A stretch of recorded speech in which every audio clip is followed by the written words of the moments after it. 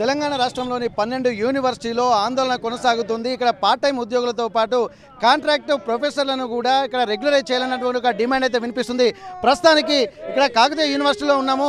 తెలంగాణ యూనివర్సిటీలో ఉన్నటువంటి 12 యూనివర్సిటీల్లో కూడా ఒక ఆందోళనకరమైనటువంటి వాతావరణం కనిపిస్తుంది. 12 యూనివర్సిటీలో ఉన్నటువంటి వీళ్ళందరూ కూడా తమను రెగ్యులర్ చేయాలని చెప్పి ఇక్కడ ఆందోళన కొనసాగిస్తున్నటువంటి పరిస్థితి. ప్రస్తుతానికైతే ఇక్కడ పార్ట్ టైం ఉద్యోగులతో పాటు కాంట్రాక్ట్ ప్రొఫెసర్లు కూడా రెగ్యులర్ చేయాలి. దీనికి జీవో నెంబర్ 21 అడ్డంకిగా మారుతున్నటువంటి నేపథ్యంలో దాన్ని దృష్టిలో పెట్టుకొని ముందు ఇట్లా పార్ట్ టైం ఉద్యోగులు అలాగే రెగ్యులర్గా ఉన్నటువంటి వాళ్ళను క్రమబద్ధీకరించిన తర్వాత మాత్రమే జీవో 21 ఇంప్లిమెంట్ చేయాలన్నటువంటి ఒక ఆలోచన కూడా రాష్ట్ర వ్యాప్తంగా ఉన్నటువంటి 12 యూనివర్సిటీలో తెలుస్తుంది.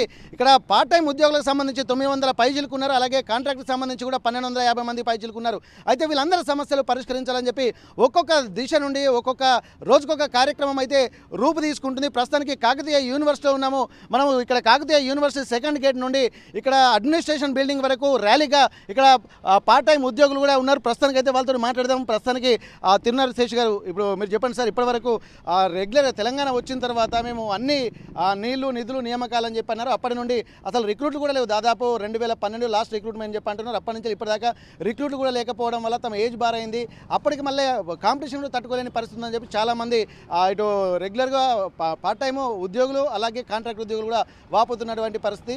దీన్ని దృష్టిలో పెట్టుకొని అసలు మీరు ఎట్లాంటి సమస్యలు ఇప్పుడు ఫేస్ చేస్తున్నారు, మీకు ఎట్లాంటి న్యాయం కావాలని మీరు కోరుకుంటున్నారు?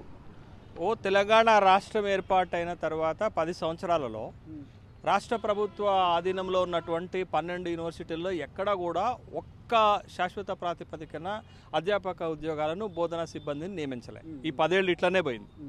తర్వాత ఉద్యమానికి ముందు కూడా ఉద్యమం తీవ్రంగా ఉన్నప్పుడు అన్ని యూనివర్సిటీలు కూడా ఉద్యమ కేంద్రాలుగా ఉన్నాయి కదా, ఉద్యమం తీవ్రంగా నడిచింది కదా. అప్పుడు కూడా వాళ్ళు రిక్రూట్మెంట్ చేయలేకపోయారు. ఏదో పరిమితంగా అక్కడక్కడ రిక్రూట్మెంట్ చేశారు కానీ చేయలేకపోయారు. అంటే మొత్తంగా 15 సంవత్సరాలుగా రాష్ట్ర ప్రభుత్వ విశ్వవిద్యాలయాలలో ఎక్కడా కూడా రిక్రూట్మెంట్ జరగలే బోధన సిబ్బంది. మరి 15 ఏళ్లుగా ఎవరు బోధన చేశారు, ఎవరు క్లాస్ రూమ్లను మేదేసుకొని పని భారాన్ని మేదేసుకొని పనిచేశారు అంటే కాంట్రాక్చువల్ పార్ట్ టైం అధ్యాపకులు మాత్రమే వాళ్ళ మేదేసుకొని పని భారం మోసుకుంటూ అతి తక్కువ వేతనాలతోటి పనిచేశారు. మరి 15 ఏళ్లుగా పార్ట్ టైం అధ్యాపకులు విశ్వవిద్యాలయాల్లో సేవలు నిరంతరాయంగా అందిస్తుంటే ఇచ్చిందేమో తక్కువ వేతనాలు, ఉద్యోగ భద్రత లేదు. మరి ఇవాళ కొత్త రిక్రూట్మెంట్ చేస్తున్నామని కొత్త ప్రభుత్వం ముందుకొచ్చినప్పుడు మరి ఇప్పుడు వరకు పనిచేస్తున్నటువంటి ఉద్యోగుల భద్రత ఏంది, ఇప్పటి వరకు పనిచేస్తున్నటువంటి ఉద్యోగులకు అవకాశాలు ఏంది అనేటటువంటి కనీసం కూడా ఆలోచన చేయకుండా ఏప్రిల్ 4వ తారీఖు నాడు జీవో నెంబర్ 21 ఇచ్చేశారు. జీవో నెంబర్ 21లో ఉన్నటువంటి మార్గదర్శకాల్లోనైతే మరీ దారుణం ఏందనంటే తెలంగాణ రాష్ట్రంలో 12 విశ్వవిద్యాలయాల్లో పనిచేస్తున్న 927 మంది పార్ట్ టైం అధ్యాపకుల ప్రస్తావనే లేదు, వాళ్ళ సర్వీస్ని పరిగణలోకే తీసుకోలేదు. 15 ఏళ్లుగా జీవితాలను కోల్పోయి కుటుంబాలను వదిలిపెట్టి యూనివర్సిటీ ఇచ్చిన ప్రతి బాధ్యతను సమర్థవంతంగా నిర్వహిస్తే మాకు ఇచ్చే బహుమానం రాష్ట్ర ప్రభుత్వం ఇదా అనేటటువంటి ప్రశ్న వస్తుంది. కాబట్టి ఈ జీవో నెంబర్ 21ని ముందు వెనుకకు తీసుకోవాలా, మళ్ళీ వచ్చేటటువంటి జీవోలో పార్ట్ టైం అధ్యాపకుల ప్రస్తావనతో పాటు మేము ప్రధానంగా రాష్ట్ర ప్రభుత్వం ముందు పెడుతున్నటువంటి డిమాండ్లు ఏంటి అని అంటే మాకు మినిమం టైం స్కేల్ ఇస్తూ ఉద్యోగ భద్రత కల్పించాలి. ఎందుకు 15 ఏళ్లుగా విశ్వవిద్యాలయాల్లో ఉన్నటువంటి భారాన్ని భుజాలపైన మోస్తున్నాం. పనికొచ్చినటువంటి మేము అవకాశాలకు పనికిరామా? కాబట్టి మేము చేస్తున్న ప్రధానమైనటువంటి డిమాండ్ ఏంటంటే మినిమం టైం స్కేల్ ఇస్తూ మాకు ఉద్యోగ భద్రత కల్పించాలి. ఇది ఒకటి. రేపు మీరు ఉద్యోగ నియామకాలు విశ్వవిద్యాలయాల్లో చేపడితే బీయింగ్ ఏ ఎగ్జిస్టింగ్ టీచర్స్గా మాకు ప్రాధాన్యత ఇచ్చిన తర్వాతనే మీరు మిగతా రిక్రూట్మెంట్కి వెళ్ళాలి. మీరు కొత్త రిక్రూట్మెంట్కి పోవడానికి మేము వ్యతిరేకం కాదు, అధ్యాపక పోస్టులను నింపడానికి కూడా మేము వ్యతిరేకం కాదు. బట్ మేము అడుగుతున్నది ఏంటి అంటే we are the existing part time teachers in the universities. మాకు ప్రాధాన్యత ఇవ్వకుండా మళ్ళీ మీరు ఏవేవో నిబంధనలు తీసుకొని వచ్చి ఏవేవో జీవోలు తీసుకొచ్చి మమ్మల్ని అందరినీ గేటు బయటకు నెట్టేసి యూనివర్సిటీలు బయటకు నెట్టేసేటటువంటి ప్రయత్నాలు మేము ఎట్లా ఒప్పుకోవాలా? మా జీవితం ఇక్కడే పోయింది. 15 ఏళ్ళు 20 ఏళ్ళుగా మేము విశ్వవిద్యాలయానికి సేవలు అందిస్తున్నటువంటి సందర్భంలో ఇది మా సహజమైనటువంటి డిమాండ్లు. ఈ 2 డిమాండ్లతో పాటు మూడోది ఏం చేస్తున్నామంటే మీరు ఈ జీవో నెంబర్ 21 కాకుండా మీరు అసలు ఈ విశ్వవిద్యాలయాల్లో ఏమి పోస్టులు నింపాలనుకుంటున్నారు? టీచింగ్ పోస్టులు నింపాలనుకుంటున్నారు. కానీ మీరు ఇచ్చినటువంటి జీవో ఎట్లున్నదో తెలుసా? ఒక సెక్షన్ ఆఫీసర్ ఉద్యోగానికో, ఒక గ్రూప్ 1 ఉద్యోగానికో, ఒక గ్రూప్ 2 ఉద్యోగానికో, ఒక ప్రభుత్వ ఉద్యోగి నియామకానికో మార్గదర్శకాలు, జీవోలు, నోటిఫికేషన్ ఇచ్చినట్లుంది తప్ప ఇట్లా ప్రతిష్టాత్మకమైనటువంటి విశ్వవిద్యాలయాల్లో ఒక గంట సేపు క్లాసులోకి వెళ్ళి బోర్డు ముందు నిలబడి పాఠం చెప్పడానికి ఈ జీవో నెంబర్ 21లో ఉన్న మార్గదర్శకాలు ఏ విధంగా దోహదపడతాయి అనేటటువంటి ప్రశ్న అడుగుతున్నాం మేము. కాబట్టి వాళ్ళ మీరు జీవో నెంబర్ 21లో ఉన్న మార్గదర్శకాలు మార్చుకోవాలా, ఇప్పటికే మేము పనిచేస్తున్నటువంటి వాళ్ళకి ప్రాధాన్యత ఇవ్వాలా, మాకు ఉద్యోగ భద్రత కల్పించు, మినిమం టైం స్కేల్ ఇవ్వాలి. ఇప్పటికే అనేక సందర్భాలలో మాకు 6 నెలల జీతాలు, అర్ధాకలి బతుకులు. మేము మొత్తం సంవత్సరంలో అన్ని పనులు మేము చేయాలి. ఎగ్జామినేషన్ బ్రాంచ్ దగ్గర నుంచి ఎగ్జామినేషన్ డ్యూటీస్ వరకు, పాఠాల దగ్గర నుంచి అన్ని రకాల పనులు మేము చేయాలా. కానీ మాకు జీతం ఇచ్చేది ఏంటది? సెమిస్టర్ 80 రోజులు, సెమిస్టర్ 90 రోజులు, సెమిస్టర్ 90 రోజులు, 180 రోజులకు జీతాలు ఇస్తున్నారు. అంటే 12 నెలల జీతాలు కూడా ఇవ్వకుండా 15-20 ఏళ్ళుగా, అంటే మా సగం జీవితాన్ని విశ్వవిద్యాలయాలకి మేము దారదత్తం చేస్తే ఇవాళ ఓవర్ నైట్లో ప్రభుత్వం ఈ నిర్ణయాలు తీసుకోవటాన్ని మేము పూర్తిగా వ్యతిరేకంగా, తీవ్రంగా వ్యతిరేకిస్తున్నాం. కాబట్టి ద డిమాండ్ 1, మాకు టైం స్కేల్ ఇచ్చి ఉద్యోగ భద్రత కల్పించాలి. ద డిమాండ్ 2, మీరు రిక్రూట్మెంట్ ప్రాసెస్ కనుక ప్రారంభిస్తే మాకు ముందు అవకాశాలు ఇచ్చిన తర్వాత మిగతా వేకెన్సీస్లలో మీరు పోస్టులు నింపుకోవాల్సినటువంటి అవసరం ఉంది. డిమాండ్ 3, ఇప్పుడు మీరు ఇచ్చినటువంటి మార్గదర్శకాలు జీవో నెంబర్ 21 అది పూర్తిగా అసంబద్ధంగా ఉంది. అది ఒక టీచర్ని సామర్థ్యాన్ని పరీక్షించేటట్టుగా లేదు. కాబట్టి దాన్ని పూర్తిగా వెనుకకు తీసుకొని మా సామర్థ్యానికి పరీక్ష పెట్టేటటువంటి దాన్ని తీసుకోవాలి. అంటే ఎందుకండి, ఇప్పుడు మీరు 10 సంవత్సరాలు టీచింగ్ ఎక్స్పీరియన్స్కి 10 మార్కులు ఇచ్చారు. మా ఒక్క సంవత్సరం సర్వీస్ని కూడా పరిగణలోకి తీసుకపోతే మాకు వచ్చేటటువంటి ఉపయోగం ఏంటది? తర్వాత విశ్వవిద్యాలయాలలో పనిచేసేటటువంటి ఒక టీచర్కి అత్యున్నతమైనటువంటి విద్యార్హత PhD అయితే ఒక క్వాలిఫైయింగ్ టెస్ట్కి 10 మార్కులు, PhDకి కూడా 10 మార్కులు ఇస్తే మేము ఎట్లా కాంపిటీషన్లో నిలబడగలుగుతాం? కాబట్టి ఇవన్నీ మార్గదర్శకాలు తయారు చేసింది టీచర్లే. మరి టీచర్ సమస్యలు తెలియదా? కాబట్టి ఇదంతా ఇట్లా కాదు. కాబట్టి మేము పార్ట్ టైం అధ్యాపకులుగా రాష్ట్ర వ్యాప్తంగా ఉన్నటువంటి పార్ట్ టైం అధ్యాపకులు 927 మందిని ఈ నిర్ణయాలకు వ్యతిరేకంగా మా డిమాండ్ల సాధన కోసం, మా హక్కుల సాధన కోసం, మా సమస్యల పరిష్కారం కోసం ఏప్రిల్ 17వ తారీఖు నాడు చెలో సెక్రటేరియట్ కార్యక్రమాన్ని పెట్టుకున్నాం. చెలో సెక్రటేరియట్ కార్యక్రమం ప్రధానమైనటువంటి ఈ 3 డిమాండ్లతోటి పెట్టాము. ప్రభుత్వం ఎప్పటికైనా మా డిమాండ్ల పట్ల, విశ్వవిద్యాలయం మా డిమాండ్ల పట్ల సానుకూలమైనటువంటి స్పందన రాకపోతే భవిష్యత్తు కార్యాచరణని మేము నిర్ణయించుకోబోతున్నామనే విషయాన్ని తెలియజేస్తాం. ఓకే, గత కొద్ది రోజులుగా కూడా మీ నిరసన కార్యక్రమాలు అయితే వివిధ రూపాల్లో కొనసాగుతున్నాయి. కొంత ఇప్పుడు మీరు బోధన మానేసేసరికి కూడా కొంత ఇబ్బందికర పరిస్థితులు విద్యార్థులు ఎదుర్కొనేటువంటి పరిస్థితి. కానీ ఈ 3-4 రోజుల కాలంలో కూడా ప్రభుత్వం నుంచి ఏమైనా స్పందన వస్తుందా? ఎందుకంటే ఇప్పుడు UGC నిబంధనలే వీళ్ళు ప్రాధాన్యంగా తీసుకుంటున్నటువంటి నేపథ్యంలో అవే ఒక ఉద్యోగానికి ఒక ప్రామాణికంగా వాళ్ళు స్పెసిఫిక్గా చెప్తున్నటువంటి నేపథ్యంలో దాంట్లో మొదటి నిబంధననే చాలా అడ్డంకిగా మారిందని చెప్పి అంటున్నారు. ఎందుకంటే ఇప్పుడు అదే అసలు మెయిన్, అంటే దీంట్లో క్వాలిఫై అయితేనే అనుకుంటున్నప్పుడు ఈ టీచర్లు అంటే కాంట్రాక్ట్లో ఉన్నటువంటి వాళ్ళు, అలాగే ఇప్పుడు పార్ట్ టైం ఉన్నటువంటి ఉద్యోగులు అసలు మొదటి దానికి ఎలిజిబుల్ కానప్పుడు సెకండ్ ఆప్షన్లో ఒకవేళ అనుకూలంగా ఉన్నా ఎందుకన్నటువంటి ఒక ఆందోళన మాత్రం అన్ని వర్గాలలో కనిపిస్తుంది. మరి నిజంగా అసలు దీంట్లో పెట్టడానికి మిమ్మల్ని తీసేయడమే ఒక ప్రాధాన్యతగా వీళ్ళు దృష్టిలో పెట్టుకొని ఇక్కడ UGC నిబంధనలు రూపొందించారా, లేకపోతే వాళ్ళ ఇంటెన్షన్ వేరే ఉందని అనుకుంటున్నారు? మీకు అనిపిస్తుంది ఇప్పటి నుంచి ఇన్ని రోజులు చేస్తున్నటువంటి దీంట్లో ప్రభుత్వం నుంచి ఎట్లాంటి స్పందన వస్తుంది? వెంకటరత్న గారు, ఒకటి సూటిగా నేను తెలంగాణ హైయర్ ఎడ్యుకేషన్ కౌన్సిల్కి ఒక ప్రశ్న వేస్తున్నాను, విశ్వవిద్యాలయాల్లో ఉన్నటువంటి వైస్ ఛాన్సలర్కి ఒక ప్రశ్న వేస్తున్నాను, రాష్ట్ర ముఖ్యమంత్రి, విద్యాశాఖ మంత్రి గారు కూడా ఒక ప్రశ్న వేస్తున్నాను. ఇవాళ రాష్ట్రంలో ఉన్నటువంటి విశ్వవిద్యాలయాల్లో 80% ఖాళీలు ఉన్నాయని మనం చెప్తున్నాం. 80% ఖాళీలు ఉంటే టీచింగ్ ఎట్లా జరుగుతుంది? ఇక్కడ ఎవరితో జరుగుతుంది? ఇక్కడ పార్ట్ టైం తోటి, కాంట్రాక్చువల్ తోటి జరుగుతుంది కదా. 15 ఏళ్ళుగా 20 ఏళ్ళుగా వీళ్ళు టీచింగ్ని భుజాలపైన మోసుకుంటున్నటువంటి సందర్భం ఉంది కదా. అంటే కష్టానికి తగిన ఫలితం అనేది మనం చెప్పేటటువంటి సహజ న్యాయ సూత్రం కదా. మరి మేము పడినటువంటి కష్టానికి మాకు ప్రతిఫలం ఏంటది? ఇప్పుడు మీరు న్యూ రిక్రూట్మెంట్ చేస్తామని చెప్పేసి ఇప్పుడు పనిచేస్తున్న వాళ్ళందరినీ గేట్ బయటకి మమ్మల్ని బయటకు పంపించేటటువంటి కార్యక్రమం. బట్ ఈ ప్రభుత్వం అయినా, హైయర్ ఎడ్యుకేషన్ కౌన్సిల్ అయినా, లేకపోతే ఈ నియామకాలపైన నియమించినటువంటి కమిటీ అయినా ఏం చేయాలా? Should protect the existing teachers in the university. అది ప్రాథమిక సూత్రం అబ్బా. ఓకే, మీరు చెప్పినట్టుగా వీళ్ళు గత బీఆర్ఎస్ ప్రభుత్వం కూడా నిధులు నియామకాలు నీళ్లు అన్నటువంటి కాన్సెప్ట్ ఉన్నది. 2014లో తెలంగాణ వస్తే 12 నెలలు లాస్ట్ రిక్రూట్మెంట్ ఉన్నారు. అట్లాంటప్పుడు ఇంత ఒక యూనివర్సిటీలకు ప్రాతినిధ్యం వహించినటువంటి మిమ్మల్ని దూరం పెట్టడానికి కారణం ఏమనుకోవచ్చు? మరి ఇక గత ప్రభుత్వం కూడా దాన్ని పట్టించుకోలేదు. మీకు ఈ ఎన్నికల హామీల భాగంగా కాంగ్రెస్ ప్రభుత్వం కూడా మిమ్మల్ని రెగ్యులరైజ్ చేస్తాను కూడా రేవంత్ రెడ్డి సర్కారు అంతకుముందు ఎన్నికల మేనిఫెస్టోలో కూడా మీకు ఒక భరోసా ఇచ్చిండ్రు. అట్లాంటిది ఆ భరోసా కూడా నిలబెట్టుకోకుండా గత ప్రభుత్వం మీకు లేకుండా ఇక్కడ విద్యాలయాలే ఒక ప్రామాణికంగా తీసుకుంటున్న నేపథ్యంలో విద్యాలయాల్లో పనిచేసేటువంటి మీకే న్యాయం జరగకపోవడము, ఇక్కడ రేవంత్ సర్కారు కూడా దీన్ని ఉదాసీనంగా తీసుకోవడం ఏ అంశంలో భాగంగా చూడొచ్చు? మరి ఖచ్చితంగా మేమందరం అనుకుంటుంది ఏంటంటే విశ్వవిద్యాలయాల్లో నెలకొని ఉన్నటువంటి సమస్యలపైన, విశ్వవిద్యాలయాలలో శ్రమ దోపిడీకి గురవుతున్నటువంటి పార్ట్ టైం కాంట్రాక్ట్ అధ్యాపకులపైన ప్రభుత్వానికి కానీ, ప్రభుత్వం నియమించినటువంటి కమిటీకి కానీ, హైయర్ ఎడ్యుకేషన్ కౌన్సిల్కి కానీ స్పష్టమైనటువంటి అవగాహన లేదు. ఉంటే ఇంత దుర్మార్గమైనటువంటి జీవో నెంబర్ 21ని తీసుకురారు. ఇన్ని ఏళ్లుగా మేము అవగాహన లేకనా, లేకపోతే మిమ్మల్ని తీసి వాళ్ళ అనుకున్న విధంగా చేసుకోవడం కోసమా? ఖచ్చితంగా అన్ని ఇంటెన్షన్స్ ప్రభుత్వానికి ఉంటాయి. బట్ ప్రభుత్వాన్ని నేను ఈ ప్రాథమిక దశలో తప్పుపట్టేటటువంటి ఉద్దేశం కాదు. కానీ ఖచ్చితంగా ప్రభుత్వానికి అవగాహన ఉంటే ఇక్కడ ఎవరు పనిచేస్తున్నారు, వాళ్ళ సమస్యలు ఏంటో ముందు తెలుసుకున్న తర్వాత, వాళ్ళ సమస్యలను పరిష్కరించేటటువంటి ఒక యంత్రాంగాన్ని ఏర్పాటు చేసిన తర్వాత then they will go for the new recruitment in the universities. అది ఏదీ లేకుండా ఓ జీవో నెంబర్ 21 రిలీజ్ చేస్తే ఇప్పుడు 15-20 ఏళ్ళుగా పనిచేస్తున్నటువంటి మాకు ఆందోళన కలగదా? మా జీవితాలు పోతున్నాయి అంటే మేము రియాక్ట్ కాకుండా ఉంటామా? ప్రభుత్వం ఏం ఆశిస్తుంది?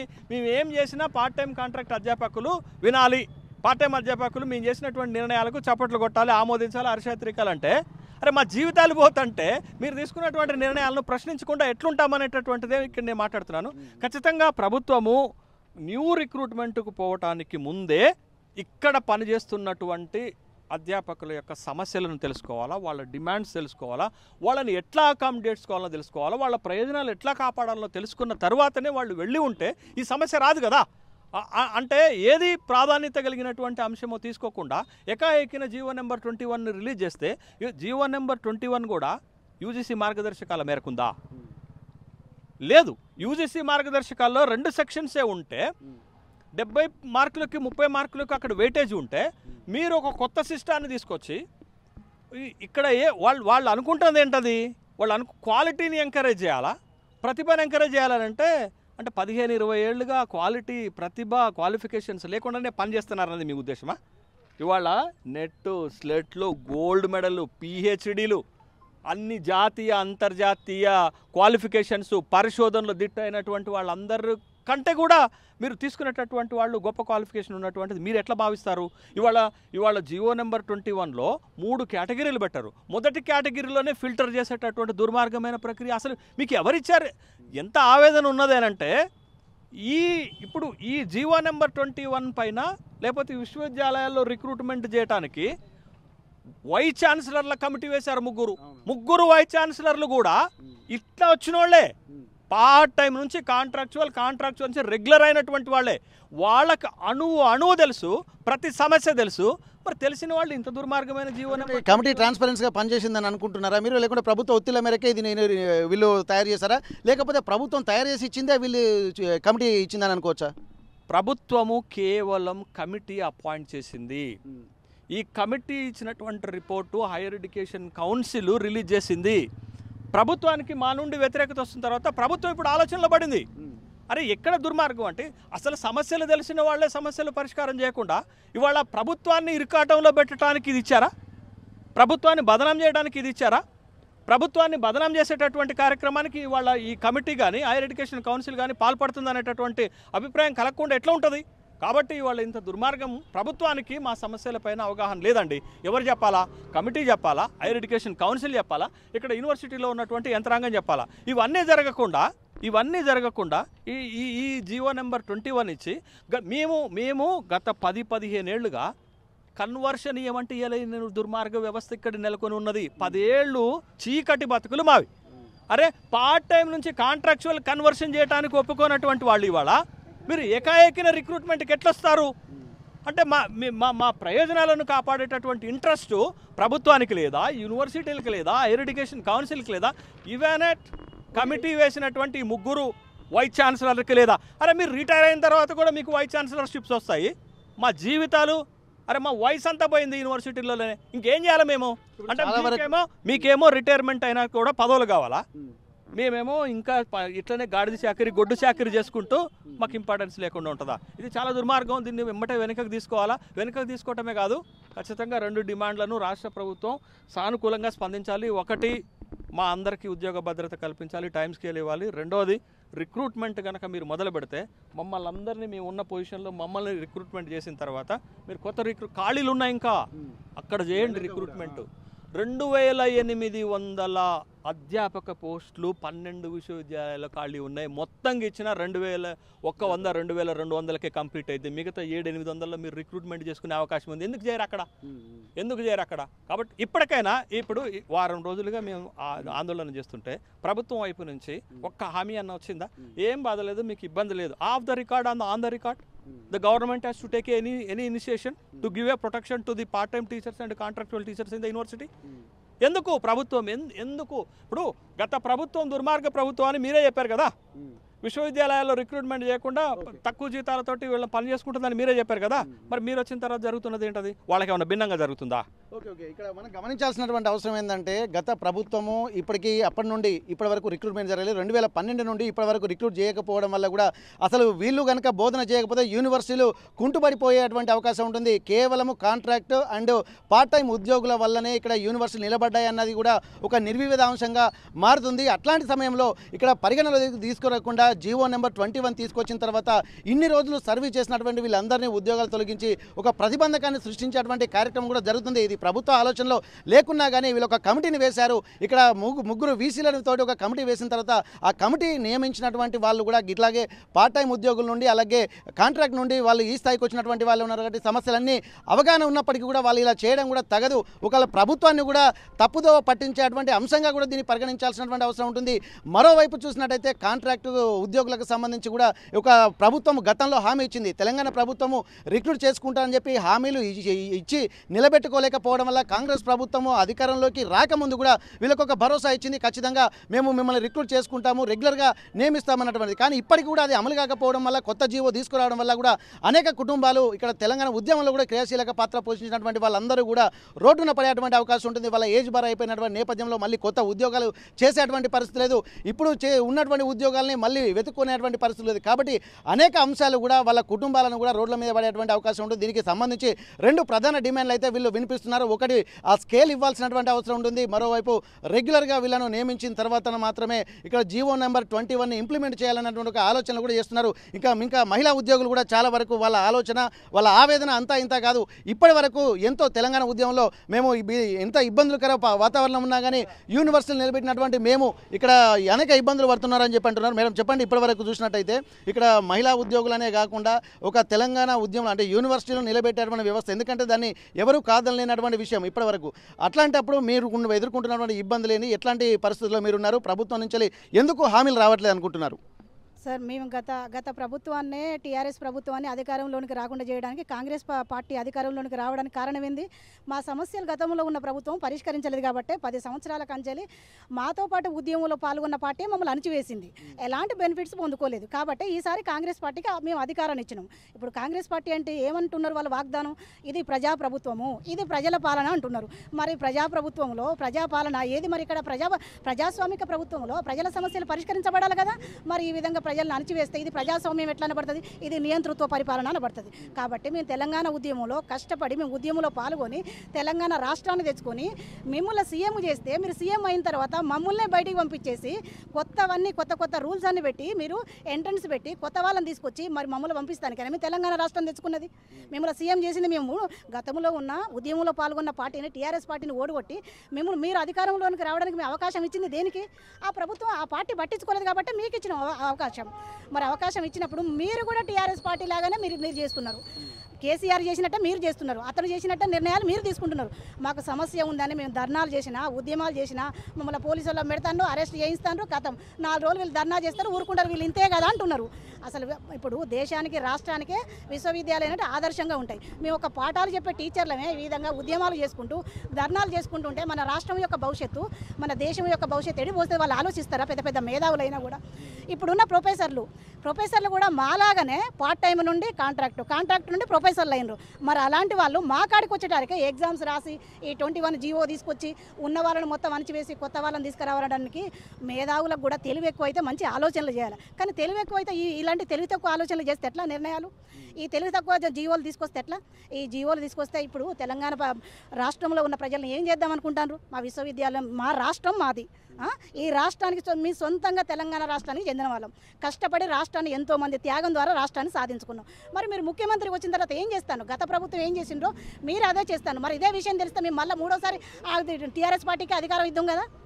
నువ్వు ప్రజాపాలన అంటున్నావు, ప్రజాస్వామ్యం అంటున్నావు, మంచి మంచి వర్డ్స్ వాడుతున్నారు రేవంత్ రెడ్డి గారు. ప్రజల మనసే రేవంత్ రెడ్డి గారు, ఒప్పుకుంటలేను. కానీ మా సమస్యలు కూడా పరిష్కరించాలి రేవంత్ రెడ్డి గారు, ప్రజల మనసే. ఇప్పటికి కూడా మేమే ఏరుకొని మేము ఇష్టపడి కాంగ్రెస్ పార్టీని గెలిపించినాం. ఎందుకంటే మొట్టమొదటి జాతీయ పార్టీ ఇక్కడ ఇప్పుడున్న జాతీయ పార్టీలలో మొట్టమొదటి జాతీయ పార్టీ 1885వ సంవత్సరంలో ఏవో హ్యూమ్ చేత ఏర్పాటు కాబడ్డది.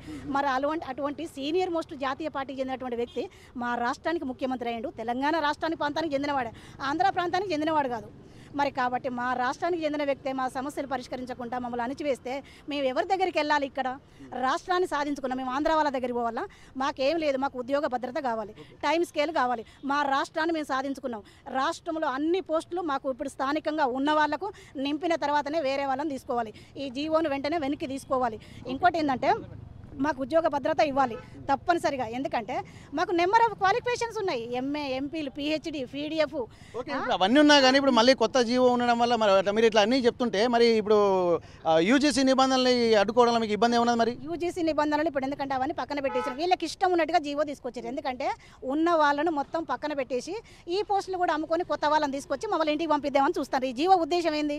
స్థానికంగా ఉన్న వాళ్ళని ఇంటికి పంపించేసి మళ్ళీ డబ్బులు తీసుకొని కొత్త వాళ్ళని తీసుకొచ్చి ఇక్కడ పెడదామని చూస్తున్నారు. విశ్వవిద్యాలయం అంటే ఏంది? మరి ఆంధ్ర వాళ్ళని తీసుకొస్తారు ఇక్కడ, మాకు తెలియదు. మేము తెలంగాణ ప్రాంతానికి చెందిన వాళ్ళం, మమ్మల్ని పక్కన పెట్టి ఆంధ్ర వాళ్ళని తీసుకొచ్చి ఇక్కడ వాళ్ళు కావచ్చు స్థానికులు, మళ్ళీ వాళ్ళని నింపుదామని చూస్తాను. మరి రేవంత్ రెడ్డి గారు మాకు ఇక్కడ తెలంగాణ రాష్ట్రం ఏర్పడిన తర్వాత ఏర్పాటే తమ ఉద్యోగాలు అంటే రాష్ట్రంలో ఉన్నటువంటి వాళ్ళకు ఉద్యోగ భద్రత కావాలి కాబట్టి తెలంగాణ ఉద్యమం చేసిందే ఉద్యోగాల కోసం అని చెప్పి అంటున్నారు. అది ఇట్లా ఇంప్లిమెంట్ చేయకపోవడం కోసం గత ప్రభుత్వం ఇచ్చినటువంటి నిబంధనలు కూడా నచ్చగానే మేము కొత్త ప్రభుత్వాన్ని ఎన్నుకున్న వాళ్ళు కూడా ఇలాగే చేస్తే మేము ఎక్కడికి పోవాలన్నటువంటి ఒక ఆందోళన కూడా వీళ్ళలో కనిపిస్తుంది. కాబట్టి ఖచ్చితంగా తమకు ఇక్కడ రెగ్యులరైజ్ చేసిన తర్వాత మాత్రమే ఇక్కడ జీవో నెంబర్ 21ని ఇంప్లిమెంట్ చేయాల్సి ఉంటుంది. ముఖ్యంగా రాష్ట్రంలో ఉన్నటువంటి ఉద్యోగాలు రాష్ట్రంలో ఉన్నటువంటి క్వాలిఫైడ్ టీచర్లతోటే ఫిల్ చేసిన తర్వాత మాత్రమే బయట ఇంప్లిమెంట్ చేయాల్సినటువంటి అవసరం అయితే అనిపిస్తుంది. పే స్కేల్ ఒకటి, అలాగే ఇక్కడ పర్మనెంట్ చేయాల్సినటువంటి అవసరాన్ని కూడా ఇక్కడ యూనివర్సిటీలో ఉన్నటువంటి ఇక్కడ కాంట్రాక్ట్ ఉద్యోగులు అలాగే పార్ట్ టైం ఉద్యోగులు చెప్తున్నటువంటి పరిస్థితి. కాకతీయ యూనివర్సిటీ నుండి కెమెరా పర్సన్ వంశీతో వెంకటరత్నం, RTV వరంగల్. మరిన్ని వీడియోస్ కోసం ఛానల్ ని సబ్స్క్రైబ్ చేయండి. లేటెస్ట్ అప్డేట్స్ కోసం వాట్సాప్ ఛానల్ ని ఫాలో అవ్వండి. ఆ లింక్ డిస్క్రిప్షన్ లో ఉంది.